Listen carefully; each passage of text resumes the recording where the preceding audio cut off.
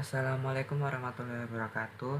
Perkenalkan, nama saya Hendri Novel Marbella dari kelas Manajemen dan Proses TI Paralel B NRP 89. Pada kali ini saya akan menjelaskan mengenai perbedaan Scrum dan Kanban, yaitu hal-hal dasar yang perlu kita ketahui.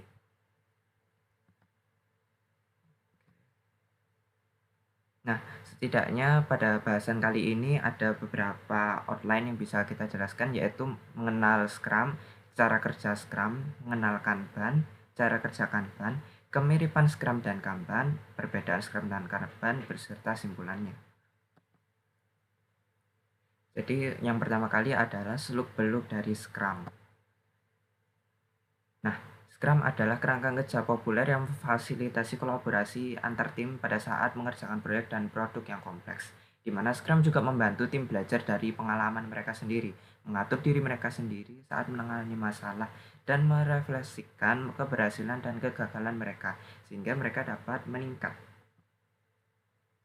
Nah, cara kerja Scrum tersebut dapat dilihat pada gambar berikut. Yang pertama adalah produk backlog, di mana produk backlog adalah menyusun daftar tugas yang harus diselesaikan oleh tim untuk berhasil mencapai tujuan pemangku kepentingan. Langkah kedua adalah perencanaan sprint, di mana tugas-tugas yang dipilih dari produk backlog dipilih untuk tim dan untuk fokus dan dikerjakan. Kemudian akhirnya akan dikirimkan selama sprint berlangsung.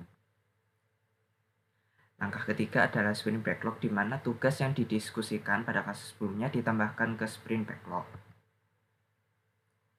Langkah keempat yaitu Scrum Team, yaitu tim Scrum biasanya terdiri dari beberapa orang hingga 5 sampai 9 orang yang tugasnya sudah disebutkan pada backlog yang sudah disebutkan sebelumnya, di mana nanti akan dikerjakan biasanya dalam setiap harinya.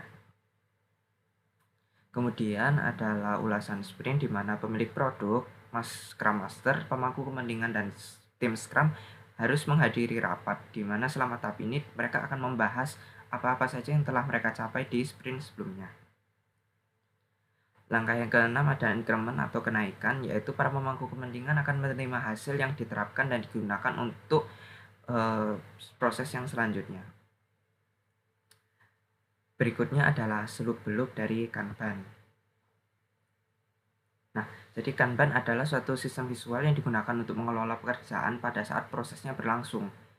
Nah, terus juga Kanban digunakan untuk mengidentifikasi kemacetan dan kemudian mengatasinya dengan cara yang tepat dan hemat biaya, di mana proses Kanban dicapai dengan papan Kanban, yaitu inti dari keseluruhan proses tersebut. Pekerjaannya juga dipecah menjadi beberapa bagian dan setiap bagian bisa dituliskan dalam catatan atau kartu. Nah, untuk cara kerja Kanban sebenarnya tidak ada template atau bagaimana, tapi biasanya bisa digambarkan dalam 3 proses, yaitu to do, ongoing, dan done. Yang pertama adalah to do, di mana item ini mewakilkan apa-apa saja yang perlu diselesaikan terlebih dahulu. Kemudian yang kedua adalah ongoing, di mana ini mewakili item-item yang sedang dikerjakan oleh tim. Nah, sedangkan yang done adalah apa-apa saja item yang sudah diselesaikan oleh tim. Nah, untuk sebab berikutnya adalah persamaan dan perbedaan dari Scrum dan Kanban. Nah, untuk Scrum dan Kanban tersendiri ada beberapa persamaan, yaitu baik Scrum maupun Kanban itu didasarkan pada prinsip metodologi Lean dan Agile. Kemudian proses tersebut bertujuan untuk mengurangi jumlah pekerjaan yang sedang berlangsung. Kemudian keduanya juga membagi pekerjaan jadi bagian-bagian kecil yang bisa dikelola. Kemudian keduanya juga menggunakan penjadwalan tarik, yang artinya bahwa produknya sudah dibuat berdasarkan permintaan dari perkiraan itu bisa ditarik ulur ya, karena elastis lah. Kemudian juga keduanya menekankan transparansi dan menggunakan untuk mendorong peningkatan proses. Kemudian rencana rilisnya juga terus dioptimalkan dan keduanya dirancang untuk membantu pengiriman perangkat lunak yang lebih sering atau lebih cepat dari jadwal yang harusnya sudah ditentukan. Nah, untuk perbedaan antara Scrum dan Kanban, yaitu pada Scrum proses itu dibagi menjadi iterasi dengan batasan-batasan waktu. Sedangkan pada Kanban prosesnya digerakkan oleh peristiwa ya, jadi tidak dibatasi waktu.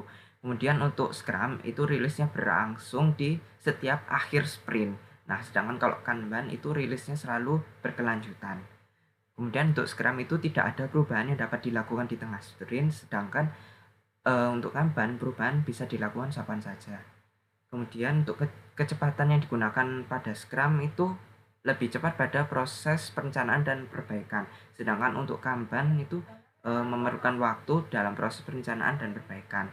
Kemudian untuk Scrum dia menggunakan lintas fungsi tim. Nah, sedangkan kalau Kanban dia menggunakan spesialis. Sedangkan kalau fungsi itu digunakan sebagai opsional saja. Perbedaan lainnya yang bisa itu adalah pada Scrum item itu bisa ditambahkan di antara perulangan yang sedang terjadi. Sedangkan pada Kanban jika ada yang tersedia maka bisa ditambahkan. Kemudian untuk Scrum dia paling nggak memiliki tiga peran pekerjaan utama, sedangkan kalau Kanban tidak ada pekerjaan khusus yang harus disiapkan. Kemudian papan Scrum juga perlu diatur ulang setelah setiap sprint, sedangkan papan Kanban tetap sama di seluruh proyek. Kemudian Scrum juga lebih cocok untuk penggunaan proyek yang jangka panjang, sedangkan Kanban berfungsi lebih baik untuk proyek yang jangka pendek. Nah, untuk subbab terakhir adalah simpulan. Simpulannya adalah kita bebas memilih di antara kedua metode ini karena ini berdasarkan persyaratan atau kebutuhan yang diperlukan dalam tim kita. Nah, jika proyek yang diharapkan itu memerlukan waktu singkat, akan lebih baik menggunakan proses Kanban karena lebih fleksibel daripada Scrum dan tidak memerlukan proyek yang tim yang khusus. Sedangkan untuk proyek yang lebih lama itu harus memilih Scrum karena perlu orang-orang atau tim khusus yang akan mengerjakan eksekusi atau perencanaan-perencanaan di tahap berikutnya. Kemudian seperti yang itu tadi, jadi perbedaan dari yang sudah dijabarkan sebelumnya, maka kita diharapkan bisa membuat keputusan yang tepat. Baiklah, saya akhiri dari presentasi kali ini. Wassalamualaikum warahmatullahi wabarakatuh.